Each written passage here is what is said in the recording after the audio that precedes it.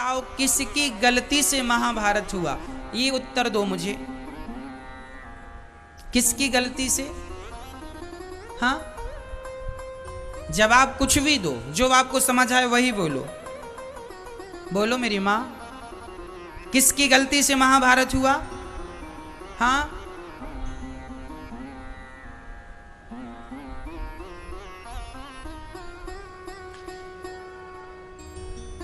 घर में जब लड़ाई झगड़ा होता है तो गलती किसकी होती है?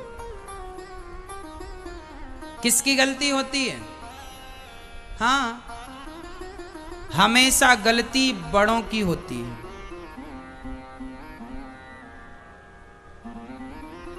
है ना? कैसे? सबके घर में लड़ाई और झगड़ा होता है, पर बड़ों का काम है कि वह डांट कर, जरूरत पड़े तो मार कर, जरूरत पड़े तो घर से हाथ पकड़ के साम दाम दंड भेद, 4 बातें हैं हमारे यहां। समझाओ, साम, दाम, पैसा दे भैया, पैसा ले ले, मान जा, नहीं मान रहा है तो दंड। बातों के देवता, फिर बातों से ना माने तो लात। यदि आपका अपना बेटा बातों से नहीं समझ रहा तो फिर उसे क्या चाहिए? पहले के बाप ना अपने बेटे को जूते से मारते थे। बेटा गलती करे तो बाप मारता था, काहे से? जूते से मारता। आपने देखा ये गांव में अक्सर ये दृश्य देखने को मिल जाता था। कोई बाप दे रहा, 4-6 जूते दिया, ले प्रसादी मिल गई। फिर बच्चे मजे लेते, क्या हुआ? प्रसादी मिल गई। पहले के बच्चे ना बुरा नहीं मानते थे बाप जूता मारता था तो, और आजकल तो बाप जरा सा मार दे तो बेटा नाराज हो जाता। तुमने जूजू बना लिया बच्चों को। पहले की ठीक तो जूता खाने के बाद भी चुपचाप घर में जाके सो जाते थे। तो समझाओ, साम दाम, पैसे लेके मान जा, पैसे से ना माने तो जरा दंड दो, और दंड से भी ना माने तो चौथा है भेद, उस व्यक्ति का त्याग कर दो। पूरे महाभारत में गलती बड़ों की है। उनमें सबसे बड़े कौन? सबसे बड़े तो पितामह भीष्म थे, पर पूरी गलती हम पितामह भीष्म के कंधे पर नहीं डाल सकते। सबसे बड़ी गलती है धृतराष्ट्र की। पितामह की भी गलती है। पितामह को चाहिए था कि दुर्योधन की हत्या कर देते। कब? अब बताओ, पितामह जैसे दिग्गजों के सामने किसी महिला की साड़ी उतर रही है, क्या ये पितामह जैसे महापुरुषों के सामने शोभनीय था? अपराधी को दंड मिलना चाहिए कि नहीं? और भरी सभा में किसी स्त्री की साड़ी कोई उतार रहा है, उसे यदि पितामह भीष्म मृत्यु दंड दे देते तो न्याय की प्रतिमूर्ति के रूप में उभर के आते कि नहीं? अरे ऐसा न्याय पितामह ने मार दिया। एक बाण उठाते, और पितामह के बाणों का तोड़ धरती पर किसी के पास नहीं था। पितामह को इच्छा मृत्यु का वरदान था, और पितामह जैसा दिग्गज ना भूतो ना भविष्यति, ना हुआ उसके पहले ना उसके बाद कभी कोई हो सकता है। पितामह तो पितामह है। पितामह भीष्म यदि चाहते दुर्योधन को उसी समय मार देते जब उसने ये कहा था। 2 लोगों को मार डालते, दुशासन को और दुर्योधन को। दुर्योधन कहता है अपनी भाभी को, द्रौपदी दुर्योधन की कौन है? भाई। धृतराष्ट्र और पांडु ये एक बाप की संतान है, भाई भाई है, मां अलग अलग है। तो जो धर्मराज युधिष्ठिर थे वह दुर्योधन के बड़े भाई थे, चाचा के लड़के, काका के लड़के। तो काका का लड़का भी तो हमारा भाई ही होता है, और बड़ा है तो बड़ा भाई होता है। तो ये जो द्रौपदी थी, इस रिश्ते से बताओ द्रौपदी दुर्योधन की क्या लगी? भाभी लगी। तो कोई देवर अपने भाभी की साड़ी उतारने लग जाए सबके बीच में, तो ऐसों को मार देना ही धर्म है कि नहीं? बोलो। राम जी ने रावण को क्यों मारा? क्योंकि उसने सीता किसी स्त्री का हरण किया।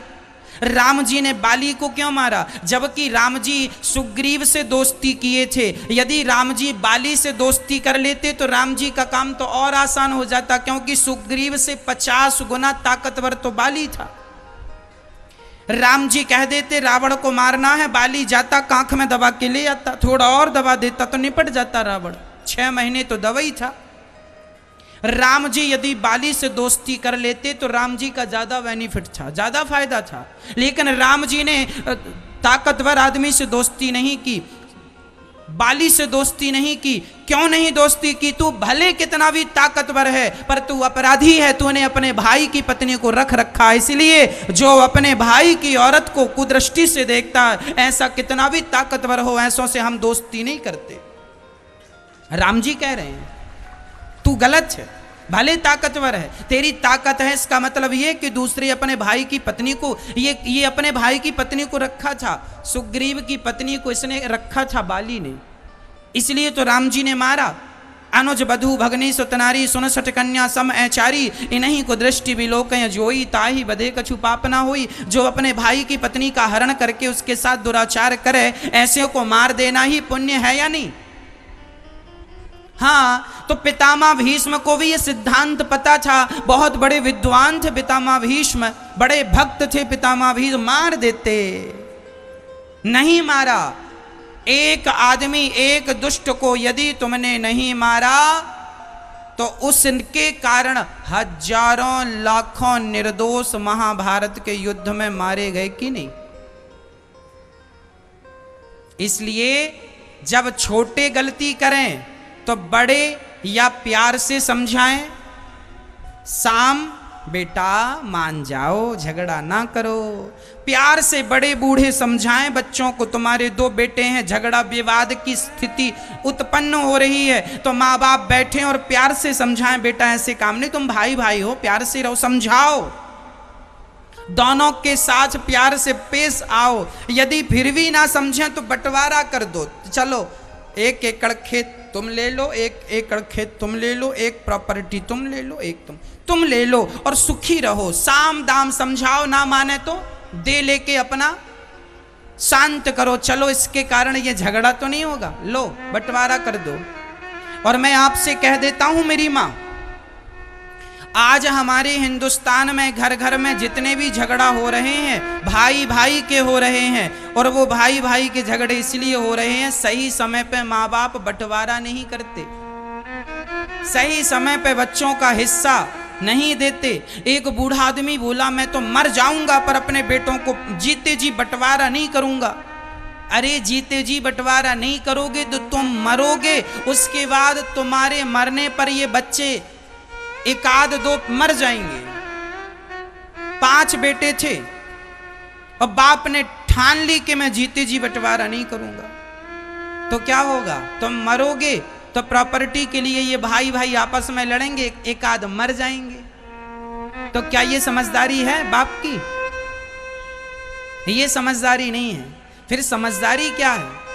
समझदारी यह है कि तुम्हारे घर में यदि माना कि 4 एकड़ जमीन है, माना कि फॉर एग्जाम्पल यदि 4 एकड़ जमीन है और आपके 2 बेटे हैं, तो 1.5 एकड़ जमीन अपने छोटे और बड़े बेटे को देकर 1.5 और 1.5 कितना हुआ? 3 हुआ। अब बची 1 एकड़ अपने पास रखो बुढ़ापे में, और ये वसीयतनामा में लिख दो, जो सेवा करेगा उसकी संपत्ति है ये। तो धन के लालच से तुम्हारी सेवा भी हो जाएगी और झगड़े का कोई हिसाब नहीं होगा। यदि दोनों बेटे सेवा करें तो 1 एकड़ को दोनों बांट लेंगे, और दोनों नहीं करेंगे तो फिर एक ही बांटेगा। मतलब कुल मिला के आपके घर में विवाद ना हो, इसके लिए बूढ़ों को तैयारी कर लेना चाहिए।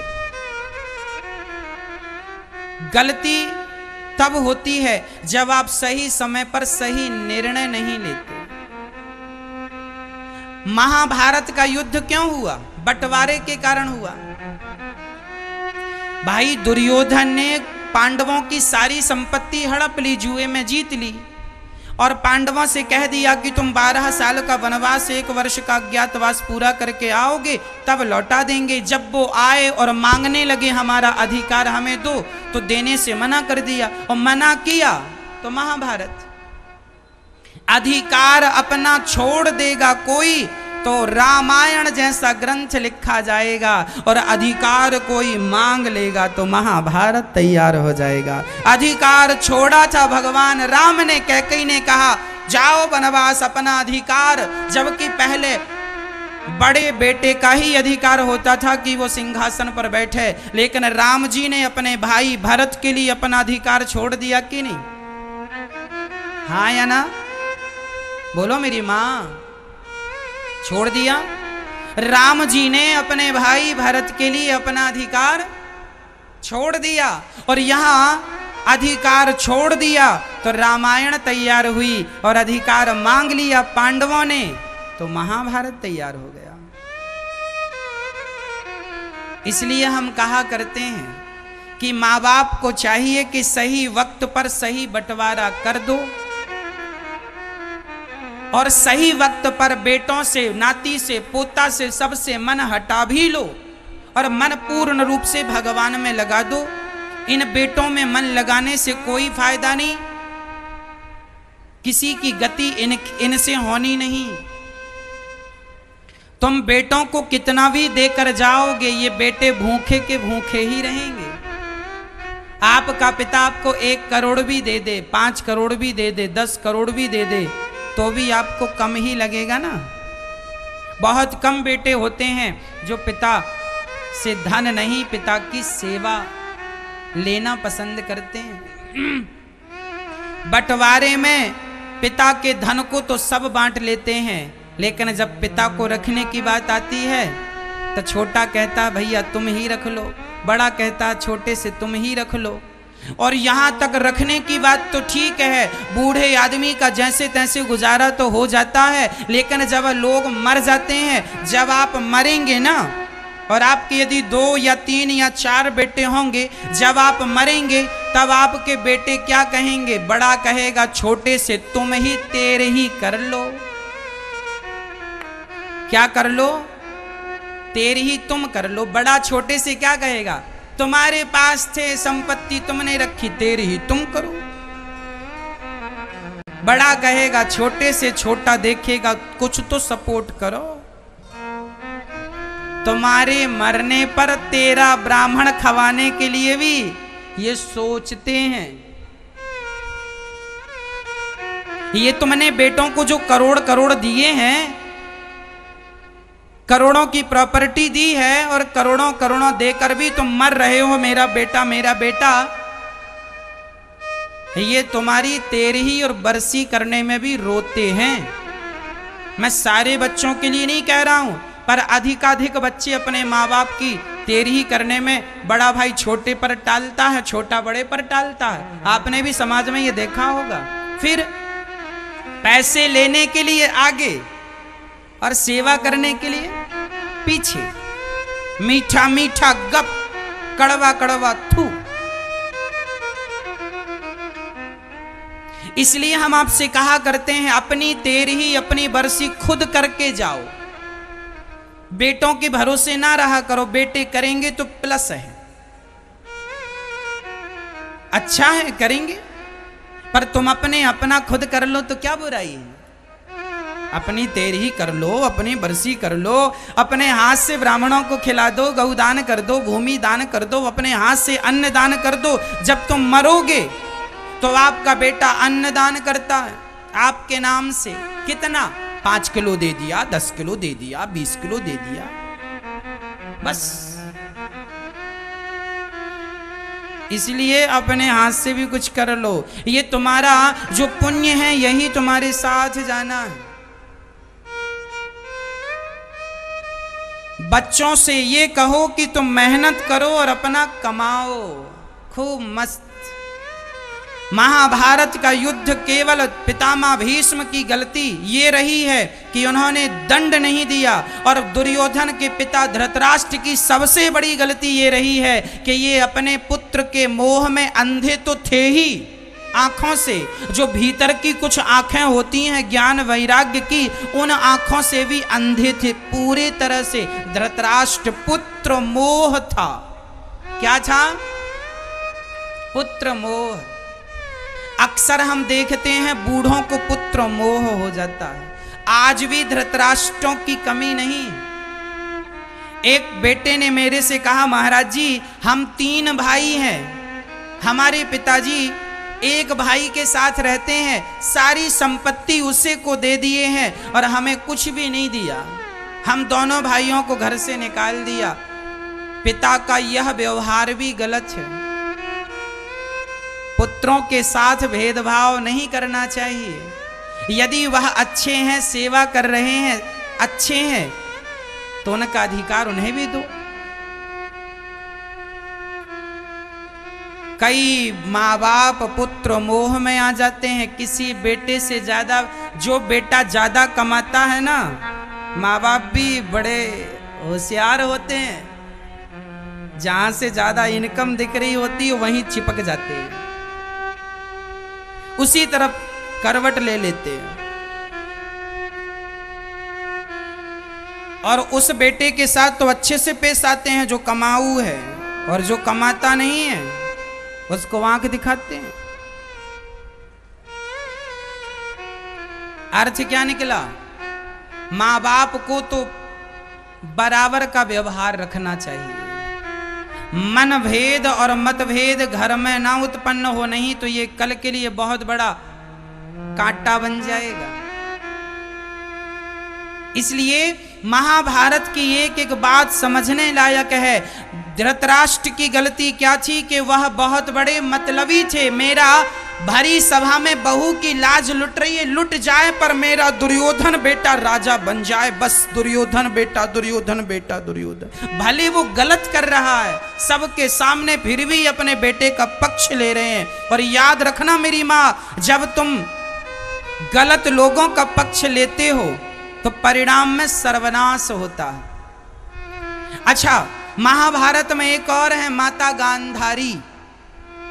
पति तो अंधे थे ही, तो तुम उनकी लाठी बन जाती, तुम भी आंखों में पट्टी बांध के बैठ गई। अब सुनना, समाज में जब गांधारी जैसी स्त्रियां आंखों में पट्टी बांध लेती हैं और पितामह भीष्म जैसे दिग्गज चुप्पी साध लेते हैं, तब द्रौपदी जैसी बेटियों की लाज लुट जाया करती है। तब लुटती है जब पितामह जैसे लोग चुप होते हैं और गांधारी जैसी स्त्रियां आंखों में पट्टी बांधी होती है। अरे गांधारी को पट्टी बांधने की जरूरत थी?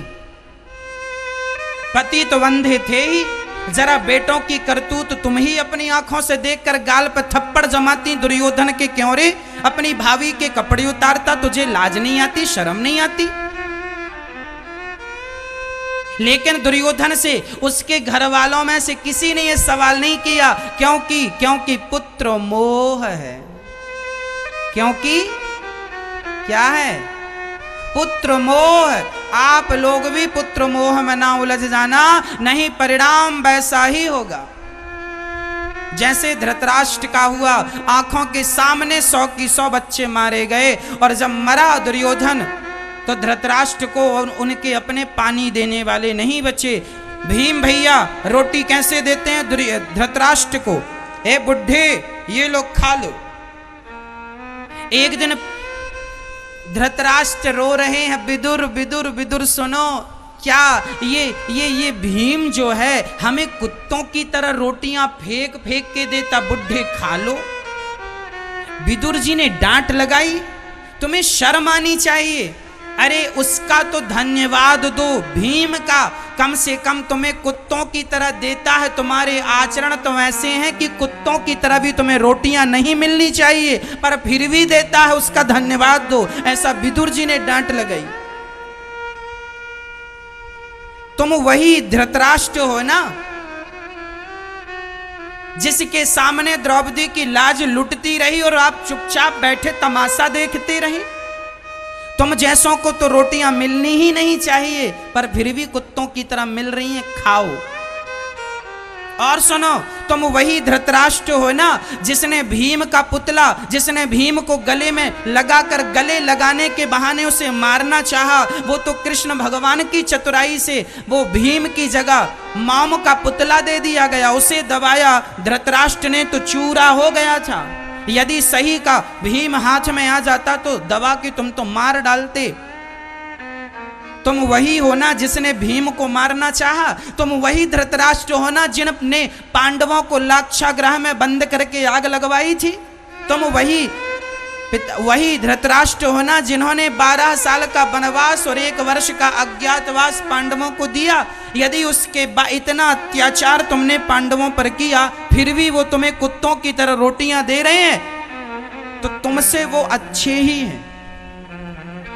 तुम जैसों को तो कुत्तों की तरह रोटियां भी नहीं मिलनी चाहिए। तुम्हारे आचरण ऐसे हैं। याद रखना मेरी मां, धर्मराज युधिष्ठिर बहुत इज्जत करते हैं धृतराष्ट्र की। अर्जुन बहुत इज्जत करते हैं धृतराष्ट्र की।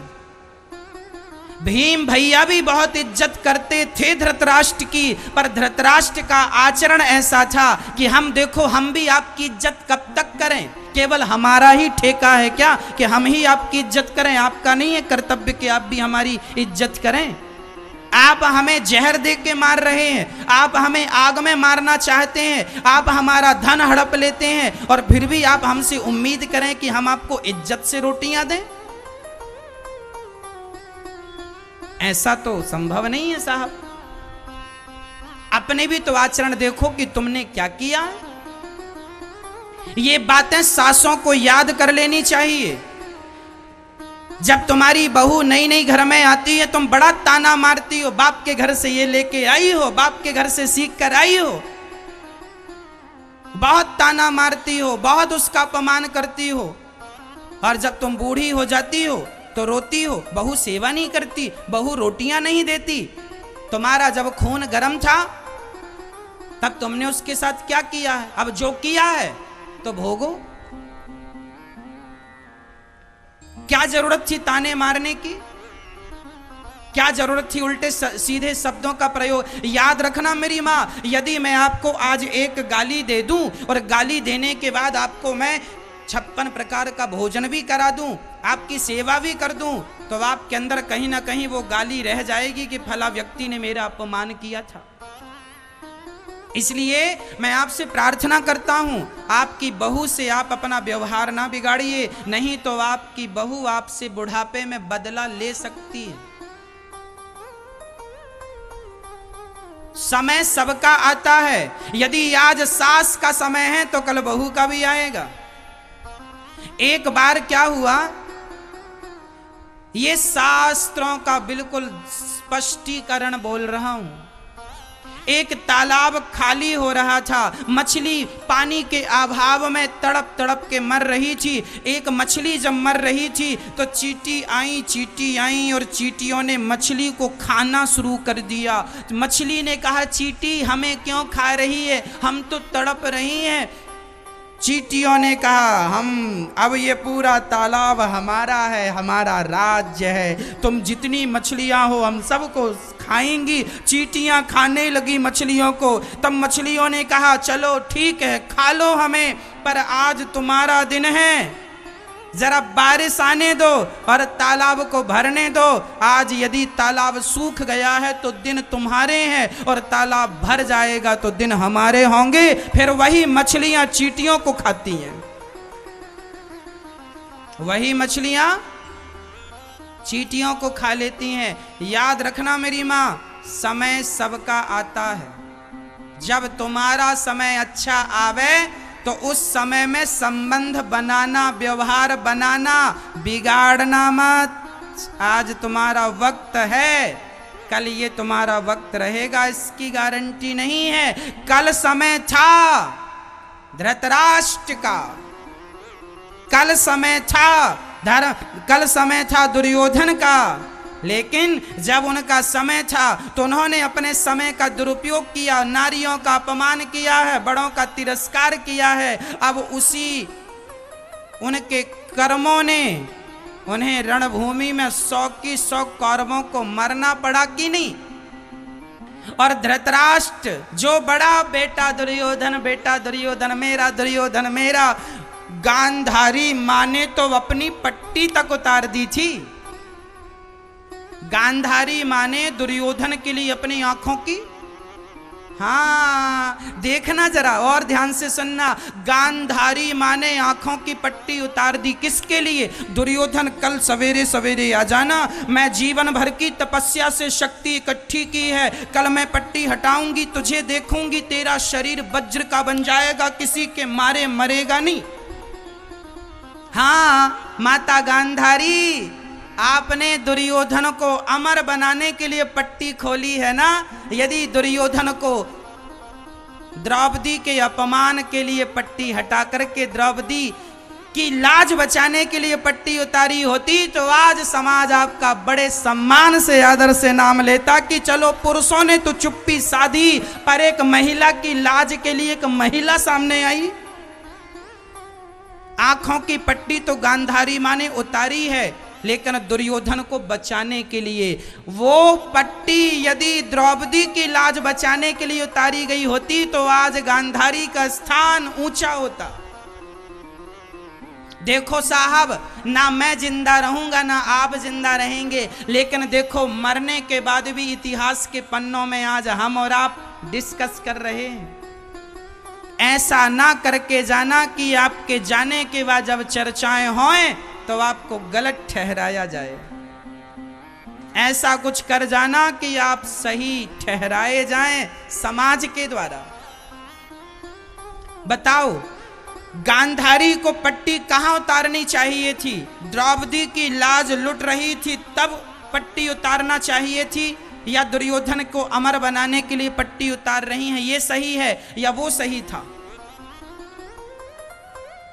यदि दुर्योधन जैसे लोग अमर हो गए तो आज एक महिला की लाज लूटने का प्रयास किया, ये अमर हो जाएंगे तो दिन में 50 की लाज लूटेंगे, ना जाने किस किस के कपड़े उतारेंगे ये लोग। ऐसों को तो मर जाना ही ठीक है, ऐसों को तो मर जाना अच्छा है। अब आप देख लो कि आपके घर पर महाभारत नहीं होना चाहिए, कहीं आप लोग भी गांधारी तो नहीं है, कहीं आप लोग भी धृतराष्ट्र तो नहीं है।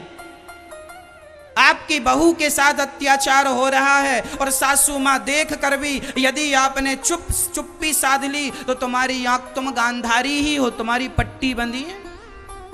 यदि तुम अपने बच्चों पर अत्याचार, बड़ा भाई छोटे भाई पर अत्याचार कर रहा है और आप पिताजी चुपचाप देख रहे हैं तो तुम ही पितामह भीष्म हो। इसलिए मेरी मां, गलत ना करना, नहीं तो इतिहास तुम्हें माफ नहीं करेगा।